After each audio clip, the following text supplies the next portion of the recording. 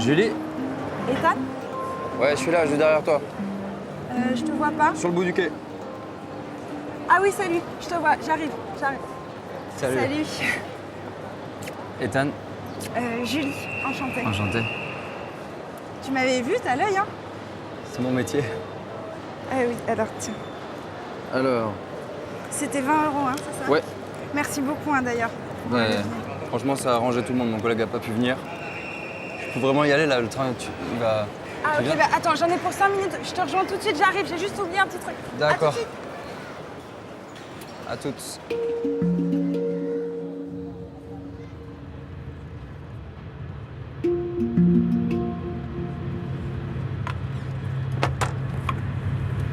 C'est quoi pour toi la magie? Pardon?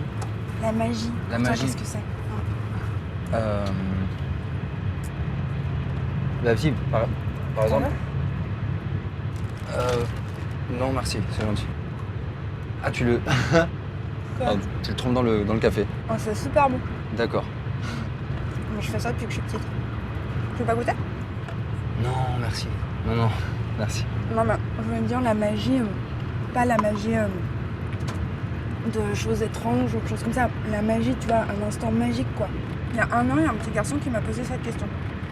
Je voyais pas trop de quoi il voulait parler. Et il y a 2 jours, j'étais à la mer, et j'étais sur le bord de la plage, j'étais en train de lire un livre. Et à côté de moi, il y avait une vieille dame qui était toute seule. Et tout d'un coup, on s'est regardé. Je sais pas, ça a duré peut-être 15 secondes. Et elle m'a souri. Mais juste comme ça, enfin, en me regardant avec une espèce de tendresse dans les yeux. Et je la connaissais pas, je l'avais jamais vue. Et elle est restée à me regarder, puis elle s'est levée. Elle est venue vers moi, elle m'a pris la main. Et elle m'a dit merci. Et elle est partie. Et du coup, je me suis dit que si je revoyais le petit garçon, je dirais que c'est ça la magie. Toi, tu n'as jamais eu un moment comme ça?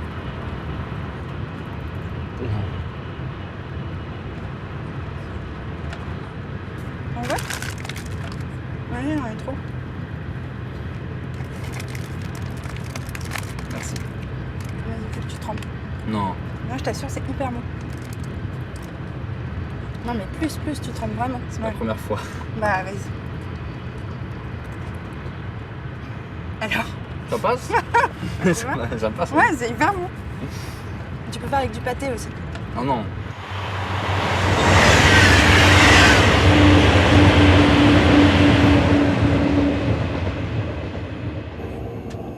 Une coccinelle dessinée sur un mur avec des points violets. Vu. 250 mètres. 250, t'es sûr? Ouais. Comment 252. Comment tu sais? Bah, tu vois les... On va voir une. Voilà, les pancartes font blanc, là, écrit en rouge. Ça, c'est les poteaux kilométriques. Ça indique tous les kilomètres. Et juste après les piquets blancs qui suivent, ça marque chaque 100 mètres. Donc d'ici 2 piquets blancs, 200 mètres et une moitié en plus de 150. Après 2 mètres, c'est pour t'impressionner. Mais... Bon, allez, à toi. Une sentinelle avec un casque, gilet blanc et à ses pieds une trempe grande puissance pour annoncer les trains le long des voies ferrées. Attends, je vais la voir. Attends. Non, il y a personne. Bah non, y a pas, c'est moi l'annonceur sentinelle. C'est mon métier. Le quoi? C'est mon métier, c'est ce que je fais. De quoi? L'annonceur quoi? Annonceur sentinelle des circulations ferroviaires. Et alors, qu'est-ce que c'est? Ça consiste en quoi?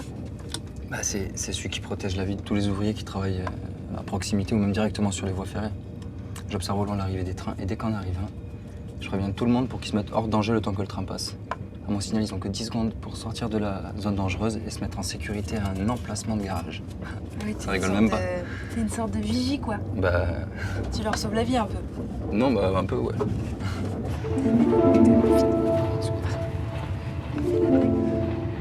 En Argentine. Ok. Et toi, tu irais où? En Asie, sans réfléchir. Mais où en Asie? Je sais pas, toute l'Asie, l'Inde, Thaïlande. Je sais pas pourquoi le truc, L'Inde, je ça fais doit tout. être trop. Tu fais tout le temps ça, là, avec ta main. Fais pas ça? Ouais, je fais comme ça. Non. Bah si, tu sais quoi, on fait un truc. Tu le refais une fois, on passe toute la journée de demain ensemble. Faut qu'on y aille. On est bientôt arrivés. C'est bon. Merci. Bah, c'était cool. J'étais contente de te rencontrer. Bah, moi aussi, ouais. Bah, bonne soirée. Ah bon. Enfin, je sais pas ce que tu vas faire. Un mais- truc là. Ah, c'est bon bah, salut. Bah, demain, si tu veux, je finis à 6h. Si tu veux, on peut se retrouver ici sous l'horloge à 7h, par exemple. Pardon. Je sais pas. On verra peut-être, ouais. Ouais. Enfin, on verra quoi. Si je passe par là, Bah, ouais. on se croisera peut-être, ouais. On va se croiser. Peut-être, on verra.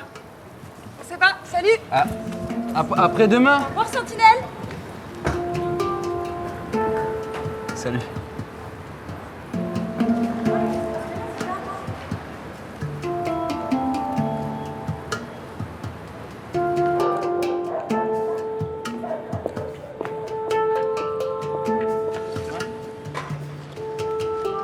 Ça va les gars ou pas? Ça va, bien? Ça va? Ça va Ethan? Ça va.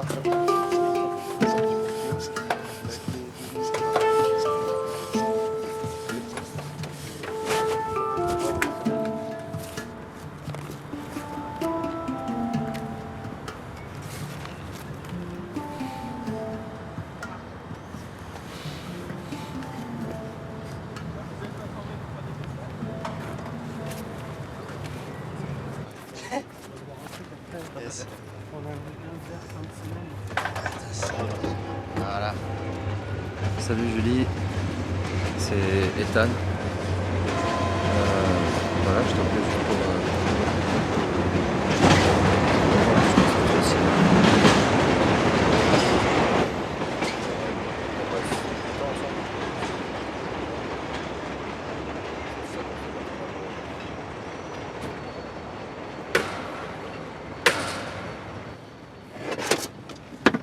Moi ça. Elle me rappellera jamais. C'est sûr. C'est pas grave, ça arrive. C'est pas parce que t'as laissé un message ridicule que c'est mort. Ah, j'aurais jamais dû laisser de message en fait. Et c'est qui cette meuf? Une fille que j'ai rencontrée dans le train. Une fille que t'as rencontrée dans le Magnifique. train. C'est-à-dire? Genre de rencontre. Genre de rencontre. Putain, quel con. Putain, c'est pas grave. Des meufs, il y en a plein. Non, mais ça n'a rien à voir, c'est pas des meufs. Bien sûr. Bah arrête, tu tombes Mais c'est amoureux pas- tous les 2 jours aussi en même temps, toi. Ouais, mais non, elle, c'est. Ça n'a rien à voir. Toi, tu vas pas. Non, je prends le chantier, ça va me. Non, mais ça va là, me tuer, laisse tomber. il est pas trop chargé. Hein. Je fais quoi là je renvoie un message, je rappelle.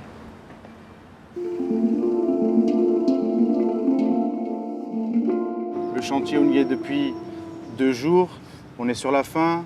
L'entreprise elle est en train de resserrer toutes les attaches. Ils ont les clés à choc.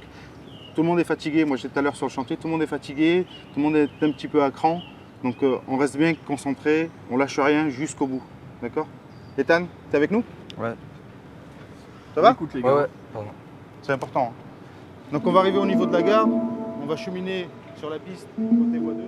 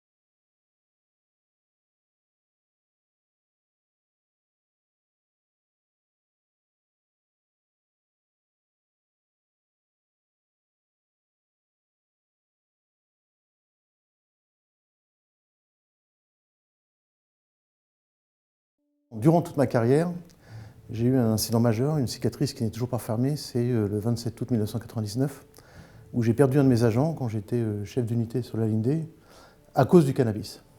Dans ma vie personnelle, je suis confronté à un cas qui m'est très proche, puisqu'il s'agit d'un de mes enfants. Et je n'ai pas vu au tout départ, quand il a commencé à utiliser ces psychotropes. Et malheureusement, au fil des années, il est arrivé à un point de non-retour. Et il a aujourd'hui 42 ans, il ne travaille pas, il ne peut pas travailler parce qu'il n'est plus maître de ses actes. Donc on n'a jamais su, puisque ça fait plus de 20 ans, soit l'annonce était un peu tardive, soit les gens ont mis un peu de temps à dégager. N'empêche que tout le monde a dégagé, sauf une personne. Aujourd'hui, je peux le croiser dans la rue, il ne me reconnaît même pas. Il y avait une autopsie, et il s'est avéré qu'il était bourré de cannabis. Bourré de cannabis. L'événement qui l'a marqué, en fait, on s'est tous sentis concernés et on a tous été choqués. On pense bien sûr à ce jeune dans un premier temps, on pense ensuite à Régis, on souhaite le soutenir. Et puis ensuite, on se dit, mais finalement, si c'était moi à qui c'était arrivé, qu'est-ce que j'aurais fait? Et moi, je me rappelle très bien que je me sentais complètement démuni, quoi. Complètement démuni pour dire, mais comment moi je peux faire à mon niveau pour pas que ça arrive? Aux Sentinelles du Rail, depuis plus de 5 ans, de jour comme de nuit, nos opérateurs sécurisent les chantiers ferroviaires avec une attention de chaque instant. La qualité de cette attention est un enjeu du métier. On a lutté pendant des années contre l'alcool, ça se voit facilement, on a pu lutter justement contre cela rapidement. Par contre, les psychotropes, c'est plus compliqué, parce que autant boire une bouteille d'alcool au milieu du chantier, ça se voit facilement, autant fumer un joint, c'est beaucoup plus compliqué à déceler. Par contre, les dangers sont là, ils sont totalement réels. Tout le monde peut consommer du cannabis très facilement. On se fournit pas au bureau tabac, mais il y en a partout, on en trouve partout. C'est un fléau sur notre territoire, c'est un fléau dans nos entreprises. On connaît les risques qu'il peut y avoir au niveau du cannabis, l'endormissement, le manque d'attention. Ça a un effet peut-être de relaxation, mais ça a surtout un effet d'inhiber leurs réflexes. Ça a des contraintes d'inattention, et c'est justement cette attention de chaque instant qui est important dans le métier du ferroviaire. C'est pourquoi nous avons eu l'initiative de ce film pour sensibiliser chacun au risque de la consommation du cannabis sur cette vigilance. En tant qu'assureur de responsabilité, donc des dommages que l'on fait aux autres, bien évidemment, je me sens tout de suite impliqué, notamment par des sinistres corporels qui peuvent être très impactants humainement. C'est un des métiers les plus dangereux. Quand on se retrouve sur une plateforme ferroviaire, il peut tout se passer, les risques communs aux travaux du TP, les risques liés au ferroviaire, les risques électriques. Les gens, on est là pour les ramener, pour les faire travailler en sécurité et les ramener à leur domicile le soir. Il nous tenait à cœur de participer parce qu'on a trouvé que c'était une initiative intéressante dans le monde du rail, sur lequel on est très présent, sur un sujet compliqué qui est celui des substances psychoactives. Dans ce film, on réussit à mettre une problématique technique importante, majeure, qui est la sécurité sur les chantiers, avec la vie des gens. On a vu un projet qui est original et différent des codes des films qu'on peut voir dans le domaine de la prévention, une dimension beaucoup plus émotionnelle et qui, nous pensons, va beaucoup plus toucher les sujets de culture, d'émotion, de comportement. Donc on a vu dans ce projet quelque chose je dirais, d'un petit peu atypique, de nouveau. Ce qui m'a vraiment plu dans ce projet, c'est comment il a été construit. Le fait qu'il y ait plusieurs entreprises qui se mobilisent collectivement sur un sujet de prévention, c'est déjà une victoire en soi. Et cette posture, elle est essentielle car c'est collectivement et collégialement qu'on va réussir à lutter contre les addictions au travail et plus globalement à faire progresser la sécurité sur nos chantiers. Pour l'avenir, je pense qu'il faut favoriser ce genre de projet, tout simplement parce qu'on a tous des outils de communication autour des sujets graves SST, comme celui-là, avec des moyens réduits individuellement. On touche des populations qui travaillent ensemble sur le terrain, sur nos chantiers, et le fait de se regrouper, on se retrouve avec des moyens de production plus importants, et on peut aller plus loin et diffuser les mêmes messages surtout. J'ai trouvé que pouvoir communiquer sur la sécurité, sur nos métiers, d'une façon tout à fait différente de ce qu'on fait d'habitude, d'une façon proche des gens, qui mettaient l'humain au centre de la discussion, j'ai trouvé vraiment l'idée très très séduisante. J'aime beaucoup ce projet parce qu'on est dans une société de communication, mais de communication essentiellement visuelle. L'écrit aujourd'hui, c'est purement contractuel, seul le visuel passe. Et donc, en termes de prévention, je pense que c'est ce qu'il faut faire. Oui, j'ai fumé. Heureusement, ça n'a pas eu de conséquences graves, il n'y a pas eu d'accident. J'ai pu garder mon métier. D'ailleurs, c'est pour ça que je suis aujourd'hui là, pour pouvoir en parler.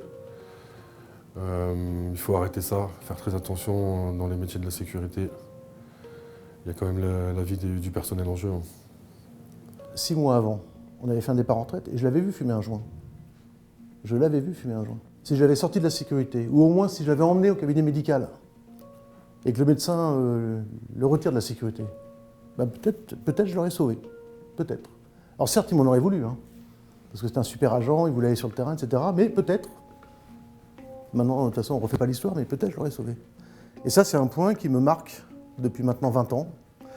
C'est-à-dire, est-ce que j'ai eu la bonne réaction? Est-ce que j'aurais dû, 6 mois avant, le faire, aller voir le médecin? Peut-être ça n'aurait pas servi, mais peut-être ça aurait servi. Moi, je l'ai regardé, ce film, volontairement une seule fois, et les images sont restées dans ma mémoire, dans ma tête, sont restées dans mes émotions. Et je pense que beaucoup de spectateurs seront marqués, comme je l'ai été. Je témoigne parce que je veux que les jeunes managers d'aujourd'hui sachent qu'en sécurité, on parle toujours de la technique, de la mise en place des mesures de sécurité, mais il y a aussi le médical. Le médical, ce n'est pas que l'affaire des médecins, c'est aussi l'affaire des managers. Et si vous avez un doute, certes, vous n'êtes pas médecin, mais vous avez le devoir d'alerter le médical dès que vous avez un doute. Et même si l'agent vous en veut, c'est pas grave, finalement, vous lui rendez service. Alors n'hésitez pas à diffuser ce film pour que chacun puisse agir à son niveau en libérant la parole pour ne pas laisser un collaborateur en difficulté. Je remercie tous les coproducteurs de s'être mobilisés pour, ensemble, être plus forts sur ce sujet de prévention.